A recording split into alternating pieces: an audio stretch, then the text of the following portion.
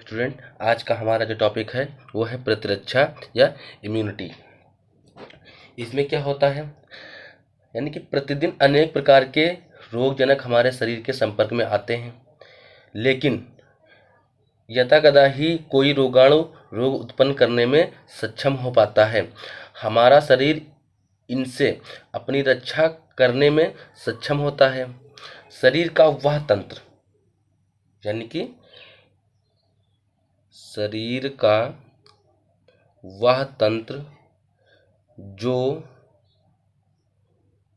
रोगाणुओं से हमारी रक्षा करता है, प्रतिरक्षी तंत्र, यानी कि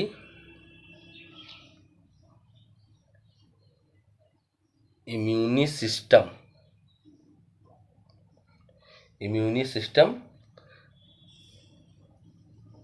बनाता है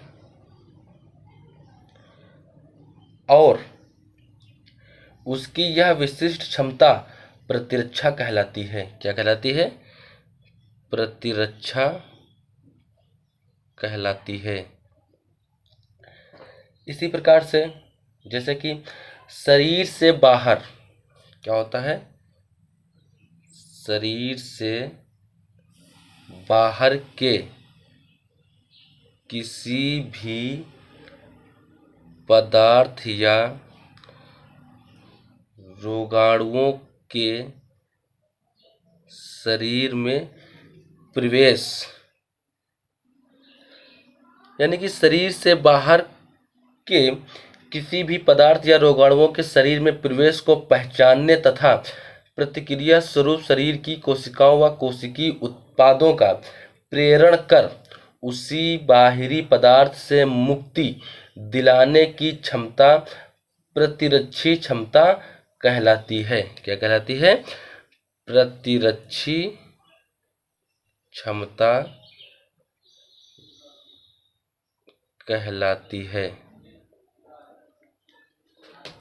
ऐसे ही ठीक उसी प्रकार प्रतिरक्षा के प्रकार, अब यह कितने प्रकार के होते हैं, यानी कि टाइप्स ऑफ इम्यूनिटी।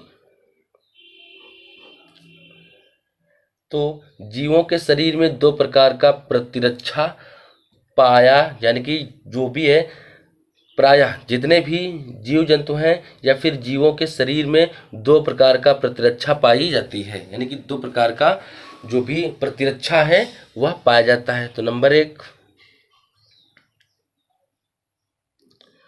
सहज या स्वाभाविक अथवा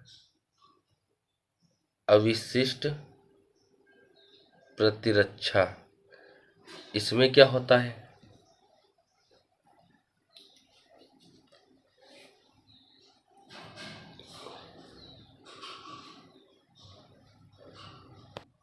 यह प्राकृतिक और जन्मजात होती है। क्या होता है? प्राकृतिक और जन्मजात होती है।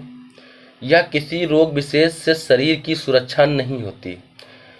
यह सभी प्रकार के रोगों का सामना करने की क्षमता होती है, और सभी रोगों के लिए समान होती है। यह प्रत्यक्ष या अप्रत्यक्ष प्रकार की हो सकती है। चूँकि यह जन्म से ही उपलब्ध होती है, अतः इसे जन्मजात प्रतिरक्षा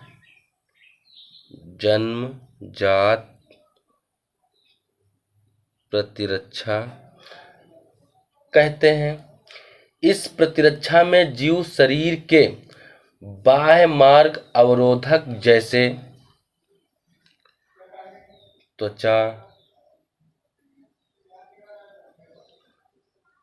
आहार नाल, श्वसन नाल, मूत्रोजन मार्ग में उपस्थित श्लेष्मिका श्लेष्मिका कला तथा भीतरी मार्ग अवरोधक जैसे प्रतिरोगाण पदार्थ,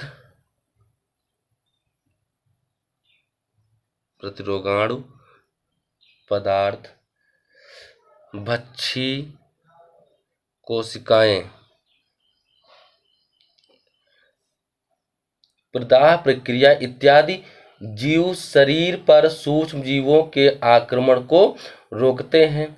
उपर्युक्त कथन से यानी कि यह स्पष्ट है कि प्राकृतिक या अवशिष्ट प्रतिक्रिया के रूप में शरीर में निम्नलिखित 4 प्रकार के मार्ग अवरोधक होते हैं, जैसे कि भौतिक अवरोध या शारीरिक मार्ग अवरोधक, दूसरा कार्यकी मार्ग अवरोधक, ऐसे ही कोशिकीय रोध और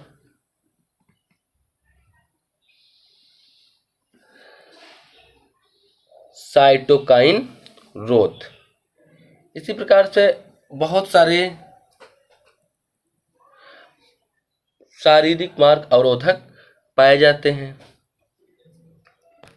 उसके बाद अगला पॉइंट क्या पढ़ते हैं, उपार्जित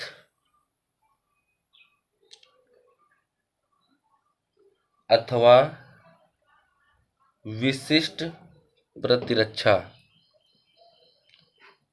इसमें क्या होता है, इसमें जब रोगाणु प्रतिरक्षा तंत्र के प्रथम दोनों स्तरों को पार करके संक्रमण स्थापित करने में सफल हो जाता है तो तृतीय स्तर की प्रतिरक्षा अनुक्रिया प्रारंभ होती है। इसे उपार्जित या विशिष्ट प्रतिरक्षा या अनुकूली प्रतिरक्षा कहते हैं। यह प्रतिक्रिया रोगाणु विशिष्ट होती है तथा उच्चतम स्तर की रक्षा उपलब्ध कराती है।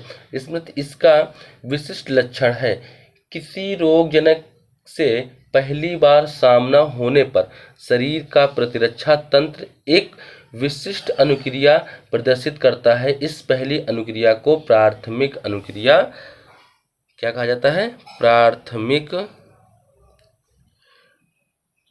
अनुक्रिया कहा जाता है। तो आज की क्लास के लिए इतना ही। Thank you.